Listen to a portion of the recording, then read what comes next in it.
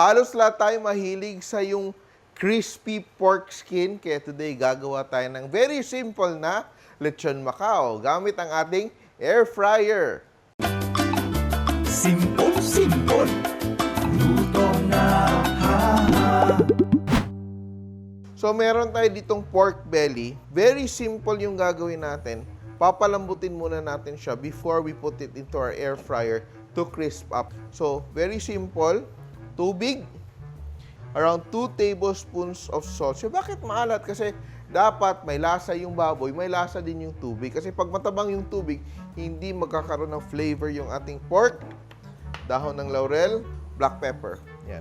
So, ito siya. Papakuluin lang natin siya ng mga 30 minutes.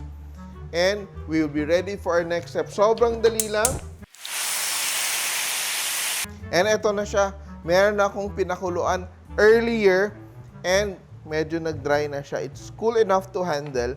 And yung gagawin natin ay tutusukin. So, pag pinakuluan mo yung pork mo, dapat i-check mo kung kaya na siyang matusok ng fork, no? Pag matigas pa siya, ibig sabihin, kulang siya ng luto. But we don't want to overboil it. Kasi pag overboiled na siya, mahirap na rin siya palutungin. So, kuha tayo ng fork. Yan. So, ito, boiled for around 30 minutes lang siya. So, kadalasan, nag-a-attempt kasi tayo magawa ng crispy skin, pero hindi natin pinalambot yung skin, no? So, nangyayari, masyadong makunat. So, dapat matenderize muna yung skin natin bago natin siya palambutin. So, you can do it two ways. You can slow cook it, no? Dry. Or you can have it here, no? Boiled. And we will rub it with salt. And be sure, pag rub natin ng salt, papasok siya dun sa mga butas-butas ng ating pork. It will add flavor, but it will also help crisp up yung skin. Kasi di ba yung asin, di ba may, pag inasinan natin yung pagkain, it draws out the moisture. So, it will only become crispy pag wala na siyang moisture. And ito pa yung other secret. You can add a little bit of baking powder to the skin, no? So, that will also help you crisp up. So, ito siya, I'm using just like 1/4 teaspoon. Rub it there. I will also season the back, no, with a little salt. And to give it a very nice flavor, kasi Lechon Macau siya, we will add 5 spice powders. Itong 5 spice powder, na tawag din ng ngoyong powder. Available to siya sa mga groceries, no, sa spice section. And it's actually a mix of 5 spices, no, goyong, yan, or 5 spice, no. And just rub it there to have that Chinese aroma. Very nice. So, ready na yung ating pork. And I'm so excited kasi may bago naman akong laruan dito. Oh, red na red yung aking Camel air fryer, which is so beautiful. Ito siya, malaki talagang air fryer natin. Look at that. And it comes with a non-stick na food tray, no? So, all the juices will gather underneath. And ito may tray para hindi siya mag-soak. Yan, put it there. I will just put my pork in the middle. So, pwede dito hanggang 2 kilo na pork belly, oh. Yan. And put it there. So easy. And ang problema kasi natin a lot of times when we're cooking something like ganito, bagnet, lechon kawali na buo, or even crispy pata, ang problema natin ay sobrang daming cooking oil yung kailangan. So, ito siya, nagiging tipid siya and also healthier, no?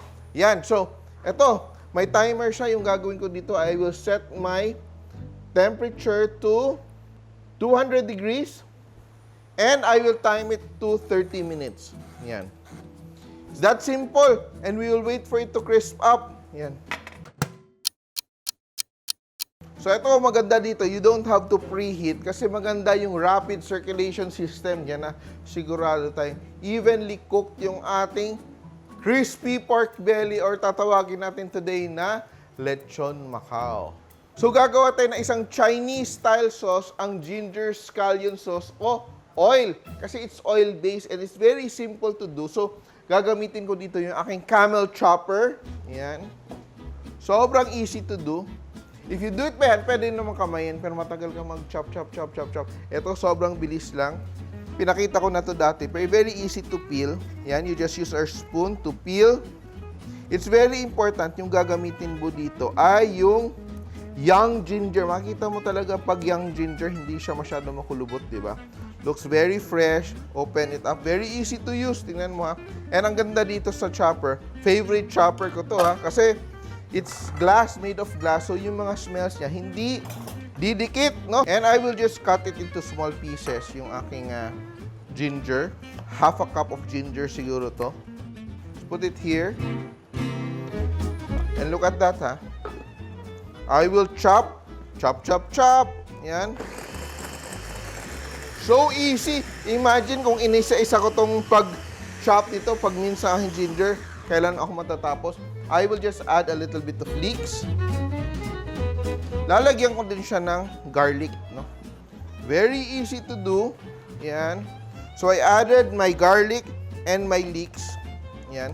White part of my leeks. And chop away, no? Yan. Look at that, no? Ang bilis lang ng buhay. Yan.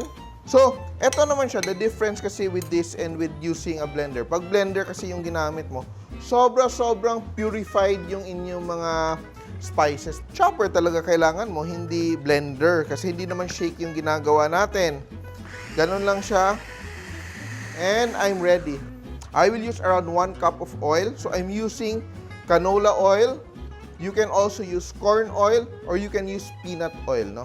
So, ito siya, it's very important, yung gagamitin mo yung oil, yung hindi nagsisebo agad, no? So, I suggest, do not use coconut oil, do not use vegetable oil, kasi pag malabigad siya ng konti, nagsusolidify. We want it to be in liquid form pa rin. And my oil is already warm, no? It's not very hot. I don't want to fry this. I just want to infuse the ginger flavor. Yan. Masarap din to siya sa dim sum. Low heat just to keep infusing the flavor and also matanggal yung raw flavor ng ating garlic. Choice mo siya ha. So, eto, pag very straightforward, yung gagamitin mo ay salt. Kung gusto mo ng salt, pwede. Kung gusto mo ng mas malinamnam, you can also use patis. Or, kung Chinese restaurant, ang ginagamit nila is a little bit of chicken powder, or you use your all-purpose seasoning. So, it's really up to you, ha? But today, I will use patis because I like to make it malinamnam. Yan, no? Just patis, around 2 tablespoons of patis. And let that cook until the patis will evaporate.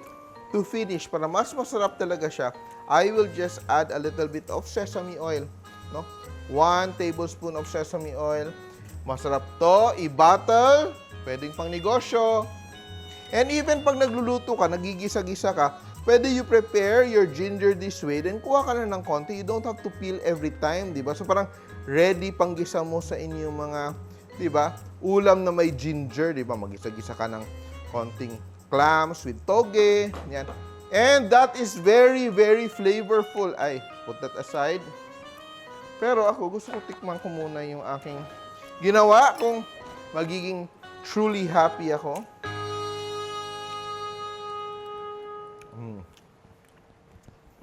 It's a winner.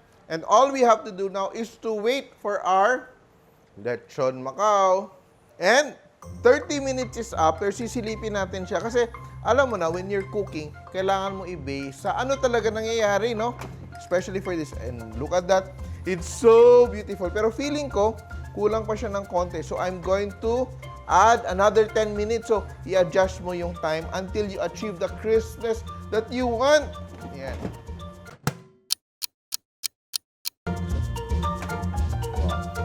Beautiful, no? And look at that, no? If you look underneath, yung oil, no? If you don't like too much oil, ang oil niya nasa baba, no? Beautiful. And alam mo, hindi naman siya crispy agad, no? Yung importante dito is, kailangan mong pahanginan, no?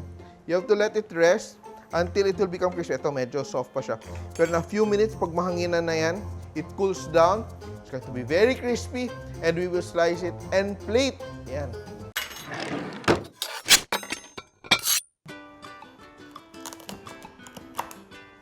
Yan.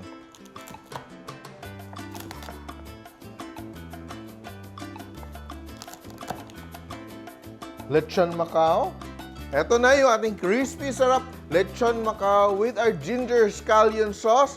Simpol!